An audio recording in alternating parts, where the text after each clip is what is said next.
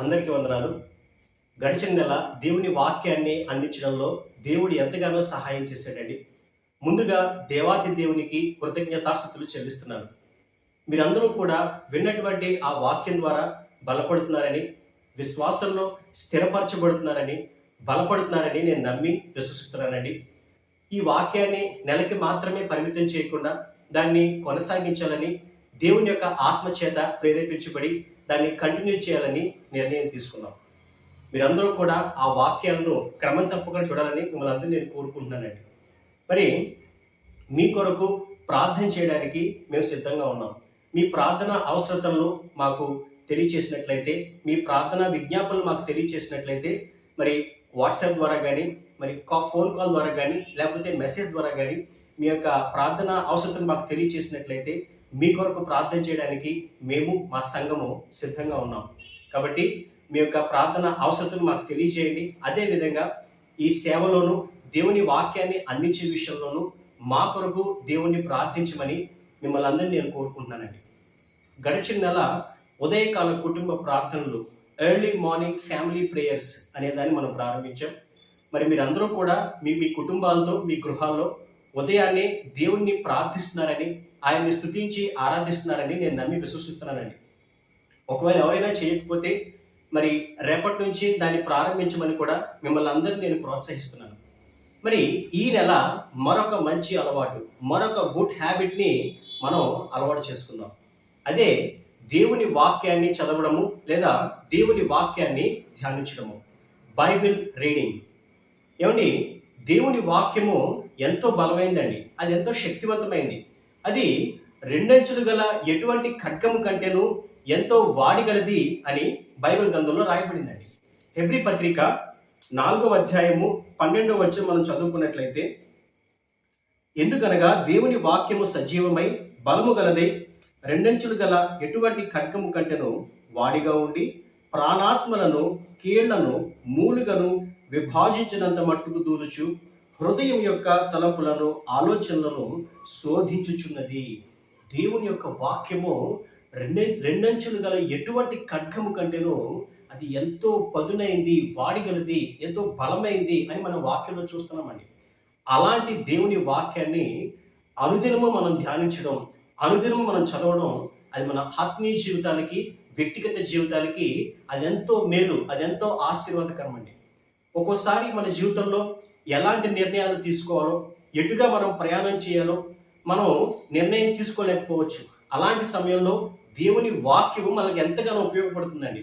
మనం ఏ మార్గం గుండా ప్రయాణించాలో, మనం ఎలాంటి నిర్ణయం తీసుకోవాలి అనే విషయంలో అదే దేవుని వాక్యము మనకి ఎంతగానో సహాయపడుతుంది.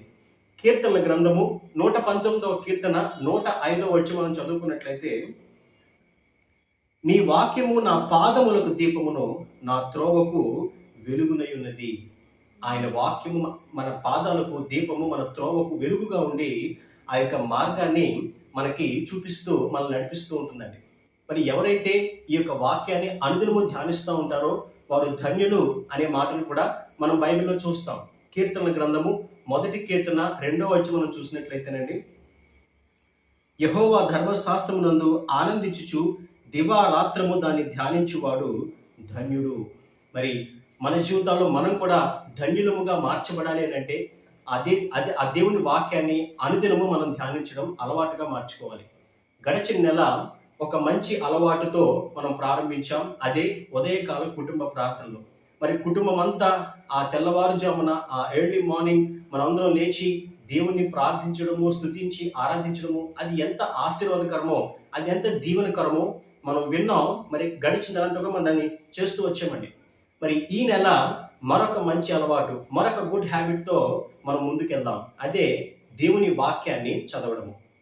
మరి ఎక్కడి నుంచి ప్రారంభించాలండి అని అంటే, మరి నేనైతే మరి క్రొత్త నిబంధన గ్రంథము న్యూ టెస్టిమెంట్ నుంచి ప్రారంభించాలని మిమ్మల్ని అందరినీ నేను అడుగుతున్నానండి. మరి ఆ యొక్క సువార్తలు, మత్తయి సువార్త, మార్కు సువార్త, లూకా సువార్త, యోహాను సువార్త, మరి ఈ 4టిల్లో మొదటిది మత్తయి సువార్త. మరి ప్రతిరోజు 2 అధ్యాయాలు మనం చదువుకున్నట్లయితే ఆ ప్రత్యేకమైన సమయాన్ని కొంత సమయం మనం కేటాయించుకుని ఆ 2 అధ్యాయం మనం చదువుకోవడం అనేది అది మనకి ఎంతో ఆశీర్వాదకరము. మరి ఎవ్రీడే 2 అధ్యాయాలకి సంబంధించినటువంటి క్లుప్త వివరణను మరి ప్రతిరోజు మధ్యాహ్నం 3 గంటలకి మీకు అందించాలని నేను ఇష్టపడుతున్నాను. మరి ఈ యొక్క ఎర్లీ మార్నింగ్ మనం ప్రార్థనలు కంటిన్యూ చేస్తూనే వాక్యం చదువుకోవడం కూడా మనం చేద్దామండి. కాబట్టి మా కోసం ప్రార్థన చేయండి. మీ ప్రార్థనా విజ్ఞాపనలను మరి మొబైల్ నెంబర్ మరి మేము పెడతాం. ఆ వాట్సాప్ ద్వారా కానివ్వండి, మరి ఫోన్ కాల్ ద్వారా కానివ్వండి, మెసేజ్ ద్వారా మీ ప్రార్థనా విజ్ఞాపనలు మాకు తెలియచేసినట్లయితే మీ కొరకు ప్రార్థన చేయడానికి మేము సిద్ధంగా ఉన్నామండి. కాబట్టి మనం అందరం కూడా కలిసి ఈ యొక్క మంచి అలవాట్లు మనం ముందుకెళ్దాం. మన ఆత్మీయ జీవితాల్ని, మన వ్యక్తిగత జీవితాల్ని దేవుని వాక్యం చేత, ఆయన ఆత్మ శక్తి చేత, సహాయం చేత మనం బలపరుచుకుందాం. దేవుని కృపకు, ఆయన ఆశీర్వాదాలకు మనం పాత్రులంగా జీవిద్దాం.